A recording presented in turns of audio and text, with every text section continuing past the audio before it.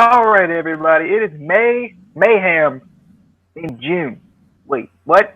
Yeah, Mayhem in June because we're doing the TNA review, but it's June already, and but it came out in May. The show was themed Mayhem. This was the TNA Impact Wrestling review for 5/29, 2015. TNA really likes their taglines this year, don't they? Like every other show has a tagline to it. Um, First off, before we get started, be sure to subscribe because that's the way to keep in touch with us. Besides on the Twitter page that's everywhere in this video, regardless of who's talking. Subscribing is also a good way to make sure you keep in touch with us. So, Impact Wrestling Review, Let's DNA Mayhem tonight. So, or right now, or it was a couple days ago. Whatever. It was at a time, and now it's time to talk. So, we got Eric Young driving down the road in his car with a random cameraman just happening in the back seat, just chilling. I guess the wrestlers drive around the cameraman now, and that's fine. You got to do whatever. Those new TNA cameramen who just hide out wherever. He probably didn't even know he was there. He was just talking to himself. But he says, weeks and weeks I've been waiting to get Angle one-on-one in an I Quit match. I ain't gonna quit. He said, is that Kurt Angle? Kurt Angle waiting for me? You are out of your mind. And Angle attacks him as he tries to get out of the car. The fight, goes outside, but then is broken up by security. I actually thought they were going to start the match here, which would have been cool. I wish they would have did that. I thought they were going to start the match from right there, wherever they were at that time. Just start the I Quit match right there. I was like, is this how they're going to start the I Quit match? So I was like, all right, man. Any thoughts on the EY driving scene and the brawl we had? Stuff? This is one of those segments that reminds you that you can't think too deeply into professional wrestling, or it just doesn't make sense at all. Because why is there a cameraman randomly in the car? How does Kurt Angle know exactly when EY is going to pull up? This just logically, a lot of this doesn't make sense. But it made it for a cool segment. It kind of didn't make sense that they didn't start the match right there, because that would have made more sense. But then, if you think about it, it did build up suspense waiting for the match later on, and later on we see the most pathetic looking security guards escorting them to the ring, which I was like, those guys are not security. I'm sorry. No, I'm 5'2" and I could take those guys. They were like skinny, and one guy just looked like he had a beer gut, and I was like, come on, TNA, at least make your security guards look convincing. One guy was Shark Boy, but Torino was there for some reason. Yeah, I think J&J Security could have took those guys. The battle of the security guards. But next we start out with a knockout title match in the first match of the night, and it's in 6 Sides of Steel, which was cool. It's been a while since I've seen a knockout match in 6 Sides of Steel. From what I remember, it was probably like last week when I saw one. But memory was a while ago. But definitely was pretty good. So I'm glad in this match they didn't mention that Gail Kim and Taryn Terrell faced each other before, because it kind of felt like a different type of a feud. It didn't feel like we had seen this match 8 million times before, which is fine if we see it again, but they didn't build it up like they usually do. Like Gail Kim 4, Taryn Terrell versus Gail Kim 5. Like, it's kind of like if you didn't know they faced before, you didn't know they faced before, which was kind of fine in this regard. They've had a lot of matches before, that were different than usual women's matches, so, it's kind of cool to see them in 6 Sides of Steel again. So Gail attacks the outside, basically taking out both the Dollhouse and Taryn Terrell. She's kind of firmly in control at this point, throwing Terrell into the cage. But Terrell takes advantage off the Dollhouse distraction, with the camera hole and everything, which seems to be a big thing with TNA with this camera hole. They're gonna have to size it down just a little bit, so people just can't crawl through it and throw their dolls in it, whatever. What is this? What is this big camera hole that we have that everybody gets involved in all the time? But anyway, the dollhouse pulling Gail Kim's hair through the cage, which I thought was kind of cool because they didn't really use the camera hole for that part. They just used the normal holes, which was kind of interesting. We get the nice running neck breaker suplex by Taryn Terrell for a near fall. Not running neck breaker suplex, but running neck breaker then the suplex. But Kim comes back with their lead. She does a little like stunner on the leg of Taryn Terrell. Then she hits a crossbody on Terrell for 2. Gail tries to climb out, but the dollhouse pushes her all the way down from the top of the cage, which they didn't really play up too much. I was actually a little bit surprised. And then Taryn hits the Taryn cut of the win. I'll get to the post-match after Casey gives his thoughts.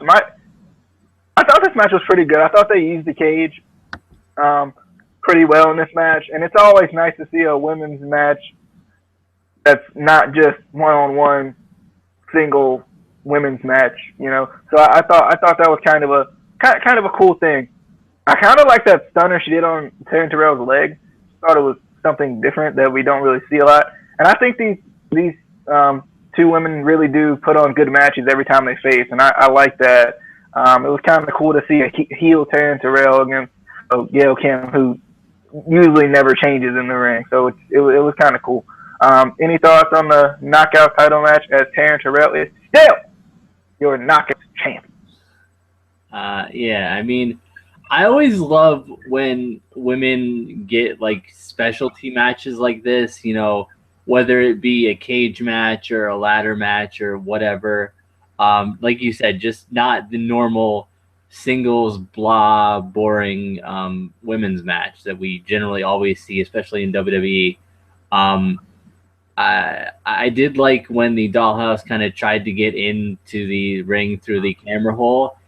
And I still don't understand why TNA's camera holes are so unnecessarily large. Like, and I understand even WWE has camera holes in their cages, but WWE's camera hole is roughly like that big, just big enough for the camera lens, to kind of go through a little bit to get the shot. TNA's, like, you could throw El Torito through there and still have room. Like, he wouldn't even get a scratch. That's how big these things are. Like, I don't understand it.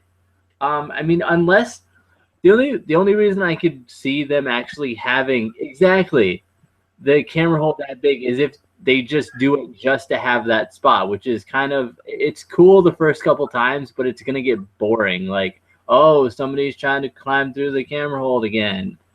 I mean, it would be cool if they did, like, if they had a cage match where, you can escape and somebody escaped through that. So it's like, oh, did he win? Is that does that count? But other than that, it's going to get kind of dull after a while. But I really like this match. I felt like in general, this was a really good, entertaining match. They used the cage well. I kind of wanted them to use it a little bit more. But still, they are women, so they're still gonna be a little bit more, safe with them. They're not gonna let them do all the stuff that the guys would do in the ring. You're not gonna see Gail Kim do a moonsault off the top like Kurt Angle, which would be awesome. I would die. That would be amazing. But I feel like they're gonna build it up more to let them do more and more each match. Each time they come out. So this was kind of a good step in the right direction for women's wrestling. All right. So after the match, Taryn taking no prisoners. Hebner,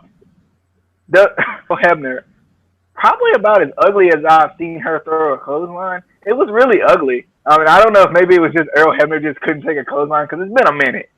Or Earl been around for a while, but it's been a minute uh, since Earl took a clothesline. But it was pretty weird. Like, it was just awkward. And then Awesome Kong comes out, and Terrence Rail's like obviously like telling the Dollhouse, lock the door, because they're trying to keep Gail Kim in and keep Kong out. The Dollhouse stomps on Kim. They use the cage. Terrence Rail says, "I told you you were nothing compared to me." She takes her wedding ring off. She puts it in her mouth very seductively. We get the stomps on Gail Kim's hand, on her finger specifically. And Kong is still like just out there upset because she can't get into the cage. And I'm like, how does the Dollhouse safely get out of the cage with Kong just chilling out there? I don't know how they had to like ride it. They probably like had to grab onto it, hold on, ride it all the way up, and then do the whole Sting catwalk thing to the back so they could avoid Kong or something. Because I have no idea how they safely avoided Kong on the outside, as mad as she was. Also, I was kind of like, I know Kong's she's a heavy set lady and all, but she couldn't climb over the cage at all. She couldn't make an attempt. Like, she couldn't make an attempt and like get knocked off or something at all. I know she's of the bigger persuasion, but come on, Awesome Kong. I believe that you got some athleticism in you. Any thoughts on the post match and why Kong, her Achilles heel is the cage? Every TNA superstar has an Achilles heel. We found out that Kong's is the cage. Now add that to Jesse Goddard with the crucifix. Yes, the crucifix that Jesse just can't get away from. I kind of like this after match little segment. Those stomps on Gail Kim's hand looked intense. Like, they showed close up shots of them stomping on her fingers, and it looked like, I don't know how they faked that. I don't know how they did that. But that was cool. I kind of didn't like that Awesome Kong didn't break in, because it would be similar to when Kane broke into the cage back, I think it was Taker versus Shawn Michaels, I believe, when Kane just broke the door off of the cage. I feel like she is a woman, but they could have done that and made her look that much more, powerful. If she somehow kind of broke the door open and got in there. But all in all, it built up the Dollhouse kind of heel personas, and we'll have to see what happens with Gail Kim with her apparent broken fingers now, but she's still gonna compete. It's just broken fingers. One broken finger. just a wedding ring finger. Just one. Al Snow let us know. The inside scoop, his inside sources, let him know that, Gail Kim's finger was broken. So it's unfortunate. He wishes her a speedy recovery, though. But next we get a video package on the Magnus, Mickie James, Storm situation, formerly known as the storyline that I am so confused about that I don't really understand what's going on. Any thoughts on the video package here? I'm so confused with this storyline that I'm almost about to say, fuck it, I don't care anymore, because I don't get it. What are they trying to do? I thought week by week they were supposed to add on to the storyline so it clarifies it a little bit. Nope. Nope. Just fog it up even more. Just adds more fog to it. But Mickie James comes out next and she says, "As you know, I've agreed to have one more match, and I can't wait for that match." She says, "I can't wait to give you everything that I have and hope to have one of the greatest matches of my career. I'm here to talk about friendships and family. Magnus is my fiance, and James is an old dear friend. It's hard to balance this friction between one of my dearest friends and my heart." Storm comes out. He says, well, she says, I know Magnus hasn't apologized, but I do want to, personally apologize to you. Storm says, you don't have to apologize to me. This is not about doing the right thing. This is more about him being jealous of our friendship. Mickey says, he's just trying to protect me and our family. Storm says, I'm not a bad guy. If I did whatever he said he did, it doesn't mean I'm a bad guy. If that means I'm a bad guy, well, then I'm a bad guy. He says, I don't understand where he's coming from. I got a very nice guitar on behalf of you and these people. I bought your son Jonathan a nice blankie with his name on it. And I brought Magnus a nice gladiator mask. Which, I don't know why that made me laugh, just thinking about that gladiator mask. I don't even think I remember that gimmick, but for some reason it just makes me laugh. I think I might have saw a picture of it or something. But Mickey was like, that was not funny. But James Storm says, I set up a meeting. There are some people who want to do something with Mickie James. They want to make your career bigger. You should really think about this.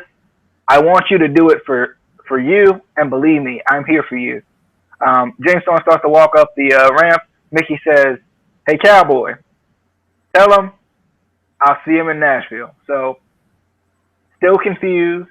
I don't know if James Storm has like connections with the Miz or something. The A-lister. He can get these meetings set up and stuff like that.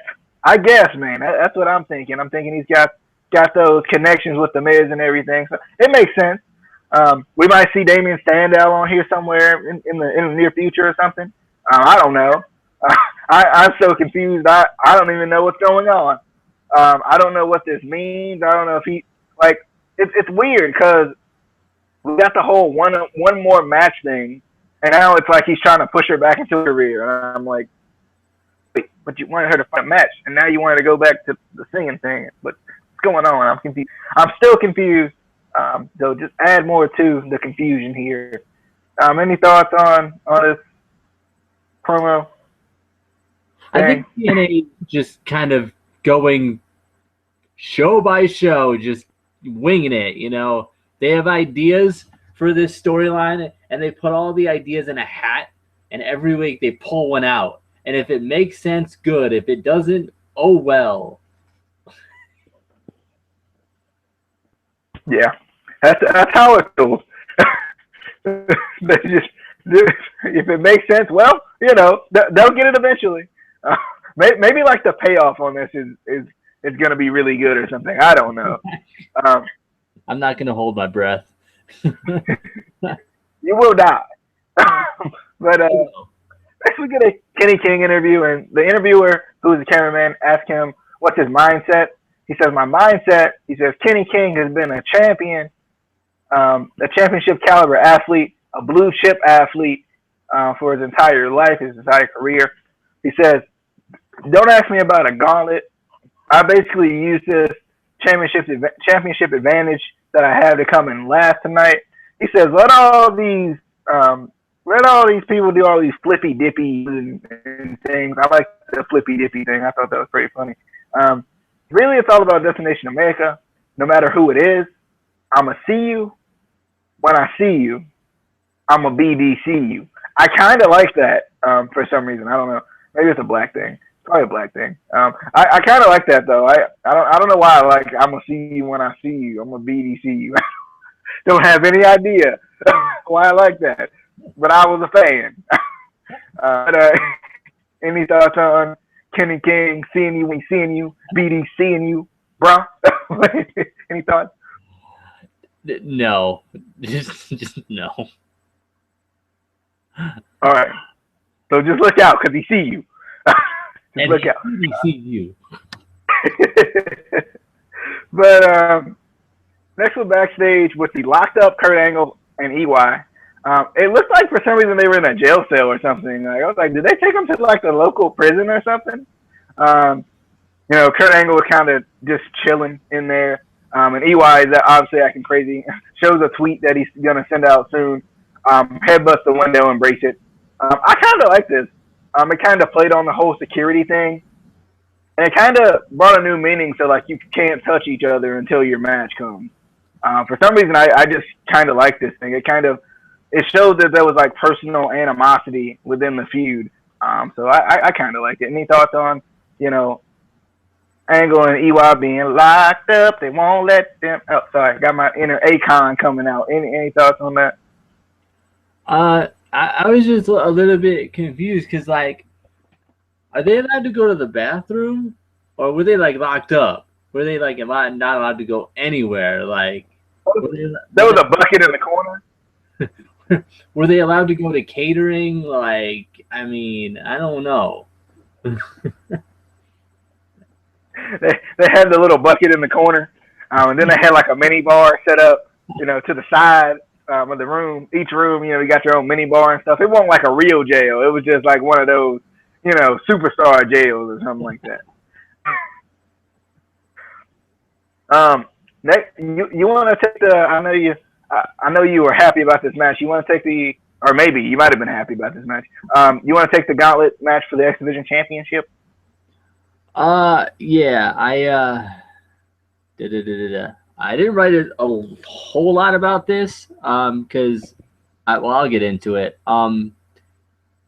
We had the X Division Gauntlet match for the X Division title.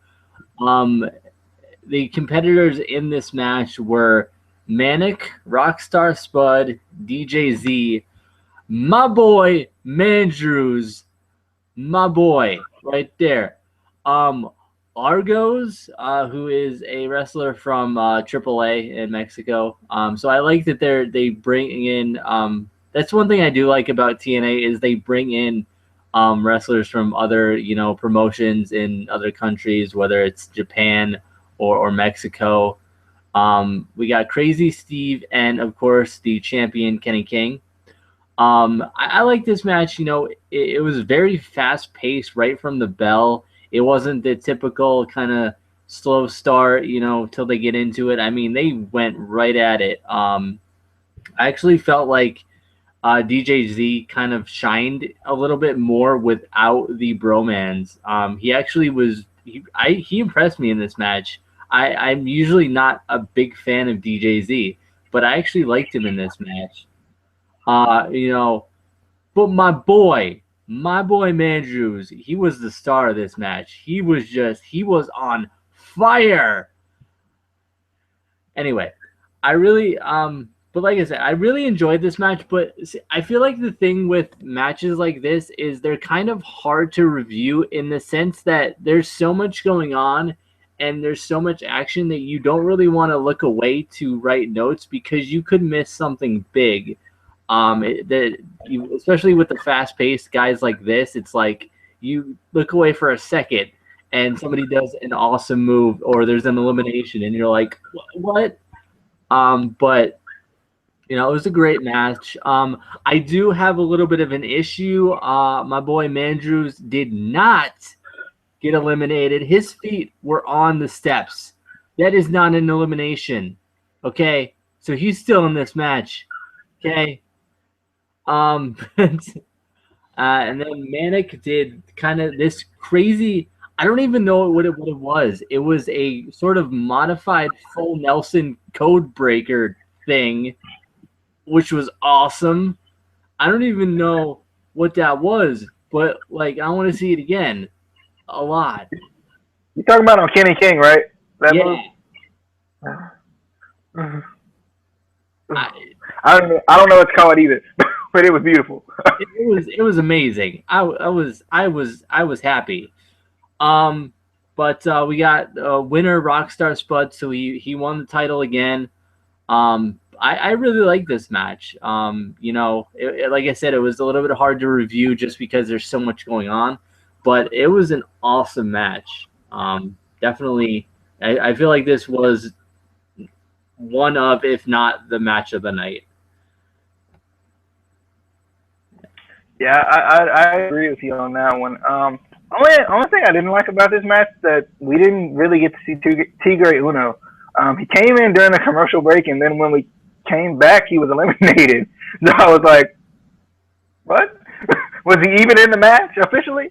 Because I know they said he came out during the the commercial break, and then we come right as we come back from commercial, he's laying on the ground, just grimacing. So we didn't get to see any Tigre Uno, but that's fine. We got to see his Argos fellow, so that was kind of a cool thing. I don't know. I liked a lot of the things from this match. Like you said, that whole thing with Mac and that ridiculous move that he did.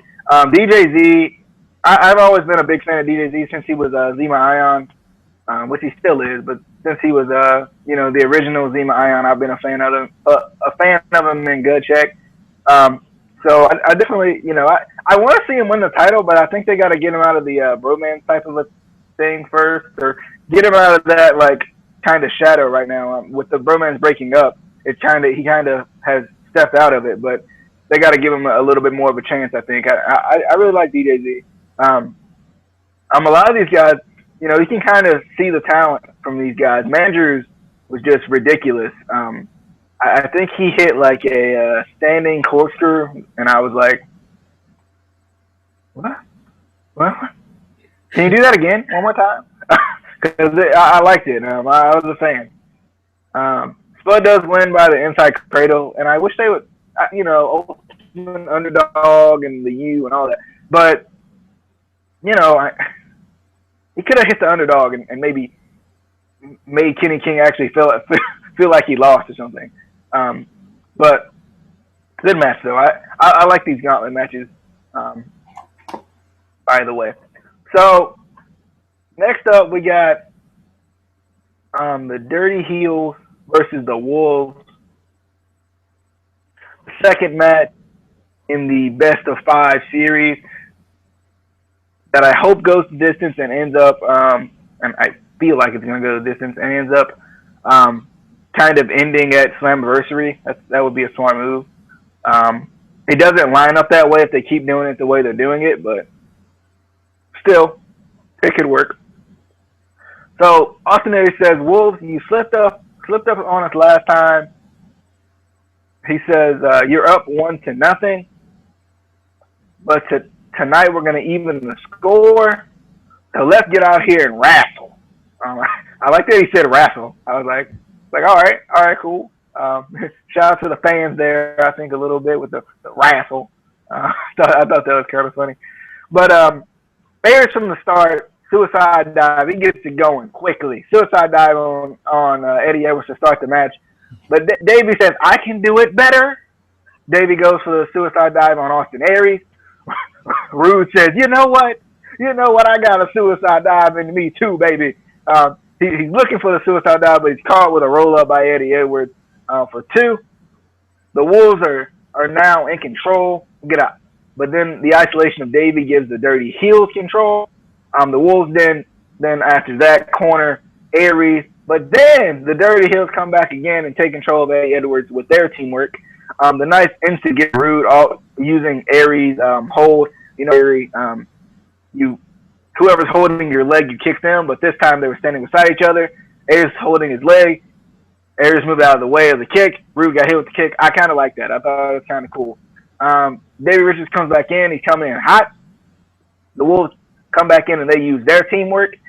Richards locks in the reverse figure 4 on Bobby Roode. We get the springboard dropkick to break up the Wolves' pin. The Wolves then isolate Bobby Roode. Roode uses the clothesline to get Aries in. Get a nice neck breaker, jaw breaker type of thing with the ropes by Austin Aries on the Wolves. The knee breaker, back suplex, into the last chancery by Aries was really nice. I love his fluidity in the ring. I just think it's really, really cool to watch how fluid he is from move to move. Roode locks in the crossface, so they have their submission holds in at the same time. The Wolves get out of it. They grab the ropes. We get the brainbuster attempt that is reversed and ends up being a suplex superkick combo by the Wolves for 2. We get the helpful running dropkick into the spinebuster by the Dirty Heels, which leads to a 450 splash, which I thought was actually the end of this match for 2 as Davey breaks it up. Davey fights out of the double team and then they double team Aries. get the sunset flip, roll through into the last chance, foot stomp onto Aries to break it up. Ow. Get the power bomb, backstabber combo by the Wolves. Great match. I thought this match was really good. Showed off some good tag team, not only tag team just moves in general, but just good, good individual stuff too. I think they did a really good job on this match, and it started fast, and it kind of just kept going. It didn't really slow down too much throughout this match. I thought this match was really good. I maybe would even say it was better than the first one. I think it really they kind of turned it up a little bit in this one. I liked it. Thoughts on Dirty Heels versus Wolves 2 as the Wolves go up 2-0 in the series? Yeah, I mean, I love this match. The only thing that in the beginning ruined it a bit for me, or I thought was going to ruin it for me, is that a lot of times in these best of series, usually one team will win the first match and then the other team will win the second match. So 9 out of 10 times, you know who's going to win the second match. So I thought the Dirty Heels were going to win. Not that that's a bad thing. It's just it gets very predictable at times. So I'm glad that they didn't. That they kind of, let the Wolves win number 2, so it wasn't as predictable. Couple random thoughts is, this series has kind of strangely, in a way, made me miss. And it's a completely different match in a way, but Iron Man matches. I miss Iron Man matches, and I wish they would bring those back. Also, I realized in this match there are certain times when Bobby Roode does different facial expressions during a match that remind me of Triple H. I don't know why, but his face a lot of times looks like Triple H, and I was wondering if anyone else agreed with me on that. So leave comments. But he just kind of looks like Triple H sometimes. But like I said, this was an awesome match. I hope they go all the way to the 5th match. I hope the heels win the next 2, so they have to go to the tiebreaker.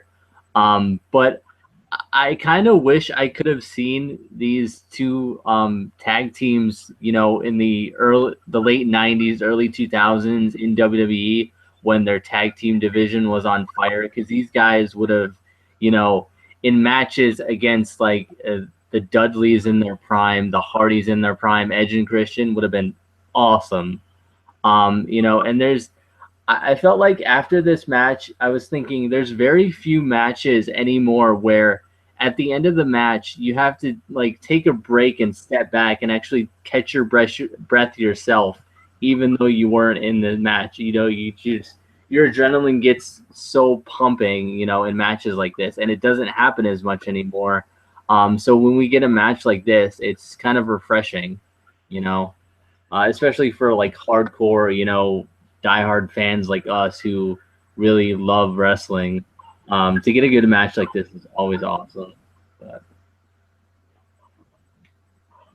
definitely, it makes me excited for the next one and the next one and the next one and the next one. No, it's only going to be 3 more, guys. So don't get too excited. Best of series. Best. But next we got Angelina Love on a not so positive note at this point. We get Angelina Love backstage, and she says, "I know she's in the building. I don't know why she's here. She's fired. But since she can't stop following me wherever I go, I'm going to go handle this right now." I'm sure you have a lot of thoughts on Angelina Love and her talking. Any thoughts on that? Angelina Love needs 2 things: acting classes and a sandwich. That girl is way too thin. I'm afraid she's going to fall over and break in half. But that's it.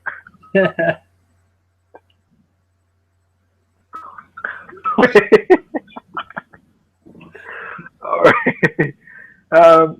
So next we got Kenny King calling MVP.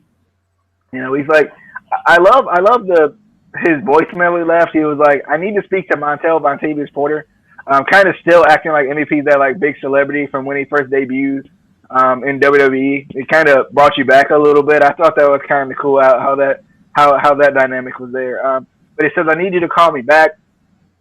It's going down over here. Call me back." So he's worried. He's trying to figure out what he's going to do about this X Division title loss that just happened. No MVP tonight. So, any thoughts on that? Nah. I'm kind of curious to see the fallout from it, but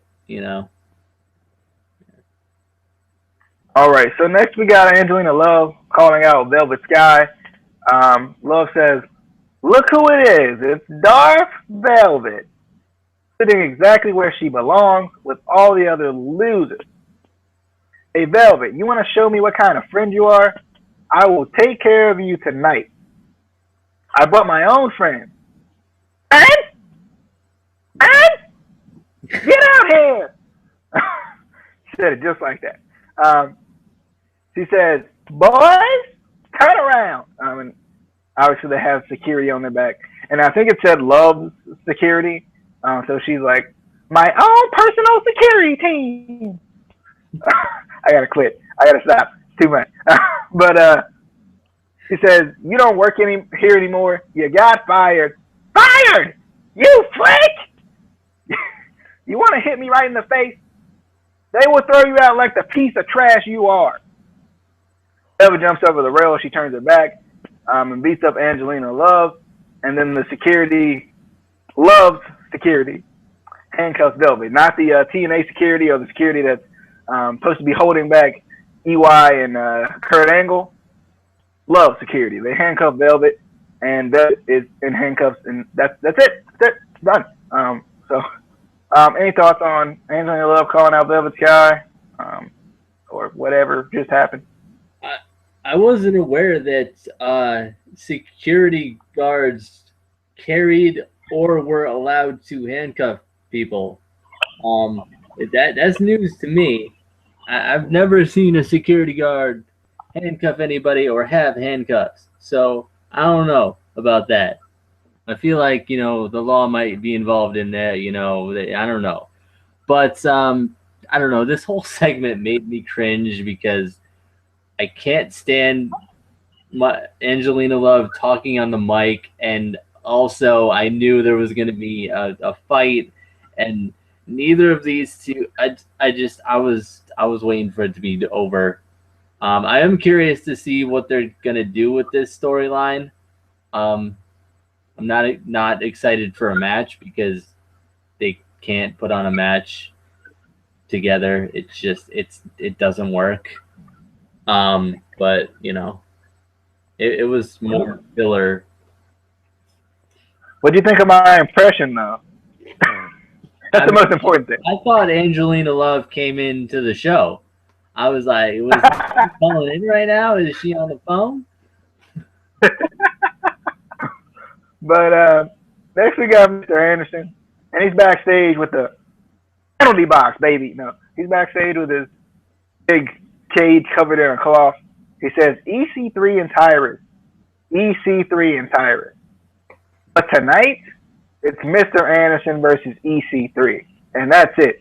Then he pulls off his little cloth there, and he says it's solid, and he shakes it a little bit. So we got us a penalty box here, baby. So I thought that was cool. And I love how, when we got to the match next, it just appeared down at the ring. I was like, all right, good work, TNA staff.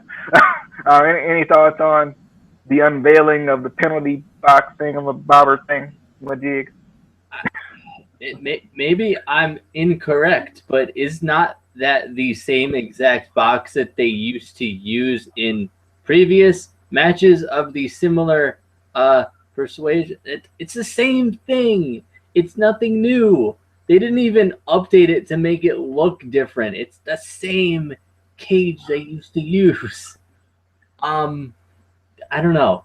But, I mean, it was a cool idea to have Tyrus kind of locked up, to keep him away out of the match, But I do have to say, after the Anderson segment, they showed again the Kurt Angle "Who's Next" video. So I was like, "Damn it, Destination America! Are you ruining the match again by telling us that Kurt Angle wins?" And this is why the ratings are going down, because you're ruining the following weeks and people aren't tuning in. Ugh. But anyway, let's move on before I send an angry tweet to Destination America. Hey, we did get an awesome Kong thingamabobber. So I don't know what the who's next thing is about. Because it's just weird. Because like it makes you like, even if it's not supposed to be spoiling, it just makes you feel like it is. Just because it's only Kurt Angle and Awesome Kong tonight. So I understand what you're coming at there. So next we get EC3. EC3 says, despite all his rage, Tyrus will not be a rat in that cage. Hashtag EC3 for champ. And EC3 is now a rapper, baby. So get ready. The new single is coming out. EC3 for champ. Bam, bam, bam. So coming soon. But EC3 versus Mr. Anderson. Here we go. Anderson goes after Tyrus to try to get him into the cage. EC3 attacks and uses the cage on Anderson. EC3 gets the chopping away here. Anderson comes back with chops of his own. EC3 gets the chin lock on Anderson. We get the shoulder block on Anderson for 2. EC3 gets ran into Tyrus. And then Anderson uses the chair to get Tyrus into the cage. And he locks it up so Tyrus can't get out. He's shaking it, but there's no breaking that thing. It's solid. So then we get the neck breaker reversal that gives Anderson control. Power slam by Anderson. Little Randy Orton-esque there for 2. The back body drop on EC3. But then EC3 crotches Mr. Anderson on the top turnbuckle. We get that Samoan guillotine. I don't know what to call it, but I know it's in the past has been called a guillotine, type of a cutter from the Samoan drop clutch there by EC3. I like that move on Mr. Anderson for 2. Then we get the finger splash by EC3. I wish there was more splash into it instead of form. Come on, EC3. You learn from the best. Come on, learn from the originator, so you got to know how to do it. But 1%er attempt is reversing to the rolling senton. We get the swanton bomb by Mr. Anderson for 2 on EC3. Check on EC3 for 2. Check showing that resiliency from EC3 here. And then he tries to go for the mic check one too many times. It's reversing to the 1%er for the win. After the match, because it was pretty short, after the match, as far as the after the match goes, after the match, Anderson wants the handshake. He's trying to show him some respect, but EC3 emphatically slaps it away. You can hear the slap. It was like, it was pretty solid. I like that. That he kind of slapped it away, continuing that heel persona that EC3 has.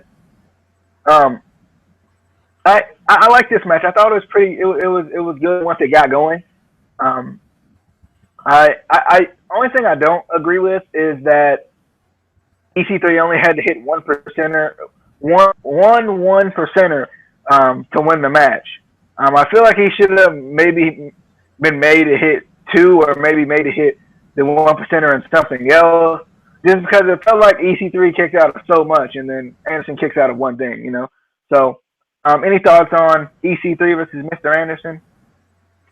It was a pretty good match. I thought they should have made it an official stipulation that Tyrus had to be in the cage. That way, the ref could have made him go in there, and it would have made for more in-ring action between EC3 and Mr. Anderson. But I did like this match. I like that EC3 actually, was able to win without Tyrus, so that's kind of going to bring a little bit of a different dynamic to this, feud. But, come on, EC3. You walked up the ramp. You left Tyrus in the cage. You don't even get your boy out the cage. You know what? Come on, man. What is up with that? That's horrible employment. That is horrible employment. You know, he should call HR and complain about that. All right. So next we got we go backstage with the Spud of Rockstar. We go backstage with Rockstar Spud, your new X Division champion. He says it is with a Spud. I don't know if I wrote that right, but he said they said the first one was a fluke, but now I've cemented myself. I've cemented myself as one of the best. I'm the X Division champion for the second time. He starts naming off people: AJ Styles, Samoa Joe, Jerry Lynn. I'm as good as all of them. Darn it. But then he says, I didn't. The cameraman made that Destination X is coming up soon. He says, I didn't even realize it was that close. He says, I'm kind of like Nemo. I keep swimming to my goal, but maybe I need a new goal. I could cash in this X Division title for a shot at the World Heavyweight Championship. Me, Rockstar Spud. So he was really kind of excited a little bit. I like this. I like that he's kind of comparing himself to the older people who used to, kind of run the X Division. I think it's kind of a cool thing. And I'm interested to see if he's going to have the title during the Destination X thing.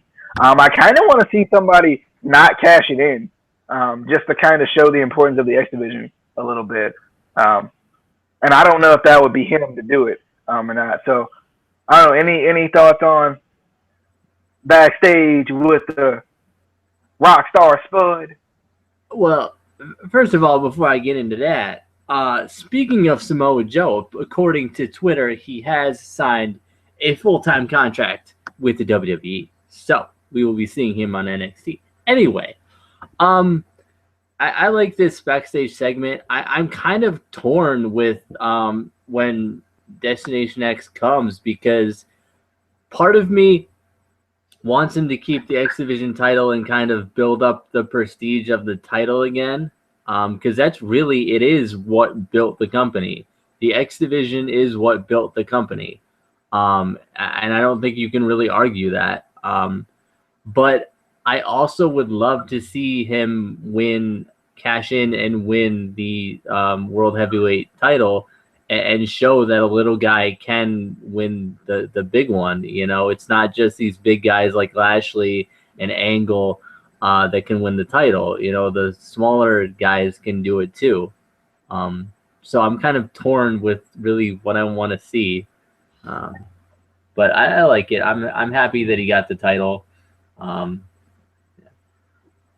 Even though my boy Mandrews is still technically in the match, kind of seems like a similar match we saw a couple months ago with a certain other superstar still in a match, but we're not going to get into that, because, Andrew's anniversary. Andrew's anniversary. Next, we got the main event of the evening for the TNA Heavyweight Championship of the World. Kurt Angle versus EY in a I Quit match. They had the security surrounding both guys to the ring, which I thought was kind of cool. You don't really see that much at all. It kind of made it feel like a boxing match for some reason, just having like security around the superstar coming out. I just thought even in the ring when they were doing the introductions, it was kind of like it had that like boxing feel to it, or maybe even MMA sort of feel to it. More so boxing. But anyway, Angle attacks before his introduction. The match starts with blows, obviously. It's an aggressive match. EY has control early outside of the ring. They start the trade strikes in the middle of the ring. EY is in control with the eye rake. Gotta calm down on that eye rake. EY, you're killing me. He says, not for long, says Angle as he hits the German. Al Snow made me laugh when he said, he said maybe we could be the Spanish announce. Maybe we could be the Spanish announce team. They were counting the German suplexes in Spanish. He was like, maybe we could be the Spanish announce team, and we'll probably get our table broken or something like that. I thought that was funny. Just the way he said it was really funny. Angle, EY throws Angle outside of the ring, and then as they get back into the ring, he locks the figure four leg lock on Angle. After Angle breaks that up, we get the Young thinking that he's going to do the Angle slam. Angle reverses that, but he gets thrown down. Kind of just thrown down like onto his head a little bit there. EY locks in the ankle lock. Then he transitions into like a more of a leg bar type of a thing. And then Angle reverses that into an inverted figure four, which I thought was really, really nice. EY misses the missile drop kick, and that allows Angle to lock in the ankle lock again. EY taps, which I guess technically is giving up, but we're doing this whole new thing where I quit is only when saying I quit. But I love how he used that, though. I just thought it was kind of cool that, like, you know, if he tapped, they didn't count it because he didn't say it, and he kind of used it to his advantage a little bit. I kind of like that. But EY hits the low blow, and then we get the pile driver on Angle. Ow. Give up now, and I won't break your neck. He teases the cradle pile driver here, but it's reversed into the ankle lock. Angle sits down on it, and you know, when Angle sits down on the ankle lock, that's all she wrote. Angle wins the match, and he is still your TNA World Champion.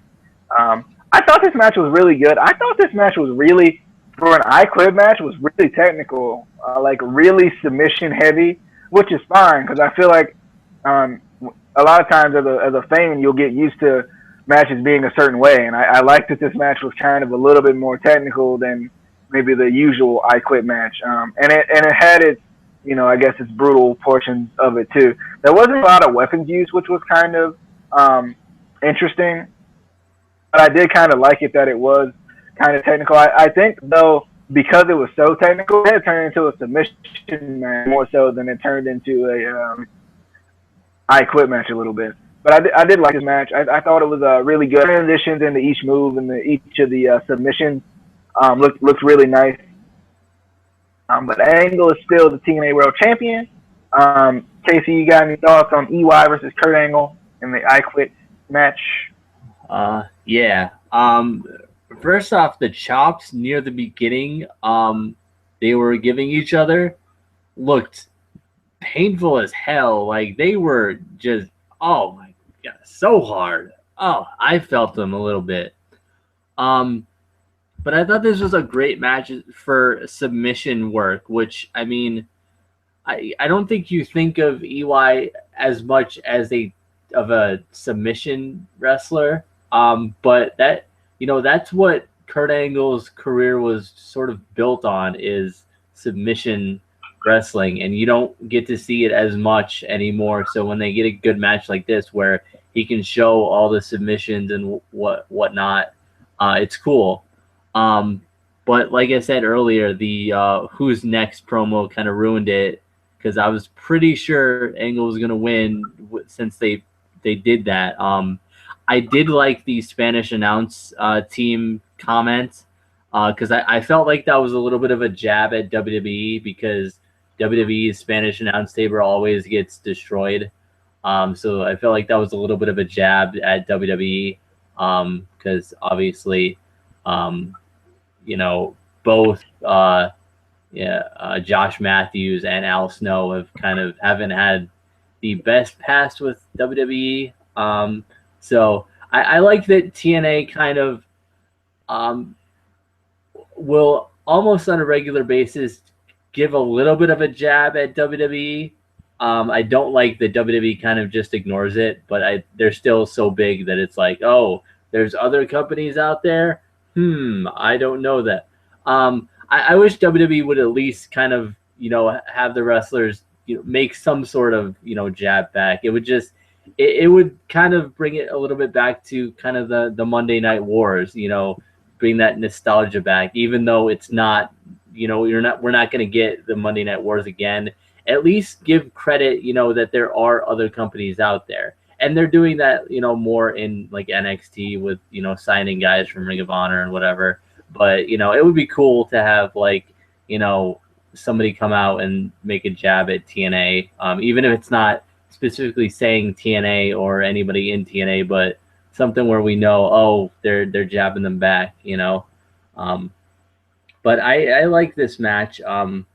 I just like, when they do special matches like this, like an I Quit match or a cage match, not just the normal singles match. It makes the show more exciting. My only thing is, I'm just curious, and I want to kind of hear from people watching too. What are they going to do with EY now? Because EY, kind of lost fair the last few times. Or did he win a lot? I can't remember if the stretcher match was the last one that was the last match they had singles wise. So I'm trying to figure out. But EY did lose, fair and square and whatnot. Is EC3 going to go up to number 1 and then we get the EC3 Kurt Angle feud? Please. Sorry. We get the EC3 Kurt Angle feud maybe. I'm not really sure because I feel like him and Anderson is kind of done, but I feel like I don't know what they're going to do with EY either. I know the Rising kind of needs a 4th member with Homicide being involved with the BDC. So I could see him like saying, BDC didn't help me. So I'm gonna join up with the stand-up campaign or something. I don't know, maybe. You got any thoughts on that? What they could do with EY? Because I'm not really sure what they would do with him at this point. Because he can't go back to Rude either, just because Rude's in the tag team. Yeah, I don't really know what they're gonna do with him or what they could do with him because his heel persona has burned so many bridges with people. And I feel like he's too much of a heel right now to jump over to the Rising. It wouldn't work. I don't know what they're gonna do. It's kind of hard to figure out what they have planned for him right now. Get EC3 versus Kurt Angle at Slammiversary. Oh my God, I'm getting excited. But on the 28th, I'm pretty sure. Don't forget, TNA moves to Wednesdays, starting this week. So starting technically tomorrow, today being Tuesday. So that's interesting. They'll probably move it again, and I'll be telling you again in like a month. So, but anyway, I'm definitely excited to see what's gonna happen during the next show. I think they did a really good job putting on some good matches tonight. It wasn't really that promo heavy tonight, I don't think. It was kind of a little bit match heavy, which was cool. We got our promos here and there with the Mickey James confuse me more thing,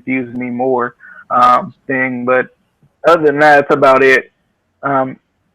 But be sure to subscribe if you haven't already. You're a bad person if you haven't already, to be honest. That's not good of you. But Casey, you got any final thoughts? I don't like that they're changing the day again. It seems like not long ago they changed it to Friday, and now it's going to Wednesday, and I'm going to have to decide what's more important on that day, TNA or NXT, and NXT is going to win. I don't know. I feel like they're just going to try to hit every day of the week. In 3 months, they're going to go to Tuesday, and then they're going to go to Monday. It's they didn't. Technically, though, NXT's at 8, right? Yeah. So technically, you could still watch them both. It'd just be like a weird version of Raw. A better version of Raw. the better Raw. But all right, guys. Hope you guys enjoyed. Leave your comments if you have anything to say.